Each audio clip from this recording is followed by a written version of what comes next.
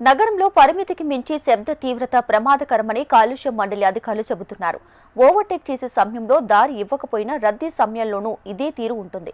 ఈ విపరీత ధోరణితో ట్రాఫిక్ కూడళ్ల వద్ద పరిమితికి మించిన శబ్ద తీవ్రత నమోదవుతుంది. నివాస, హాస్పిటల్, పాఠశాలల సున్నిత ప్రాంతాలు సైతం హారన్ల సౌండ్తో మోత మోగిపోతున్నాయి. National environment engineering research institute పట్టణ ప్రాంతాల్లో పరిమితికి మించి శబ్ద కాలుష్యం నమోదవుతుందని వెల్లడించింది. నగరంలో శబ్ద తీవ్రత 70 నుంచి 90 డెసిబెల్స్ మధ్య ఉంటుండగా ఇది WHO పరిమితులకు ఎంతో ఎక్కువని పేర్కొంది. ప్రధాన నగరాల్లో ట్రాఫిక్లో హారన్ల ద్వారానే 60% శబ్ద కాలుష్యం ఉత్పన్నమవుతుందని, పరిమితికి మించి 7 నుంచి 10 డెసిబెల్ల తీవ్రత పెరుగుతుందని తెలిపింది.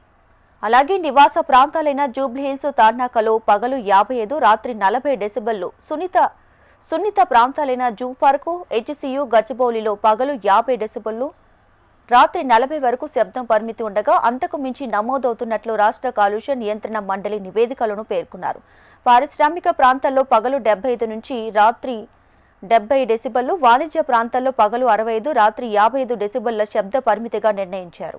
WHO నివేదిక ప్రకారం 65 డెసిబెల్ల కంటే ఎక్కువ ధ్వని దీర్ఘకాలంలో ఒత్తిడిని పెంచుతుంది.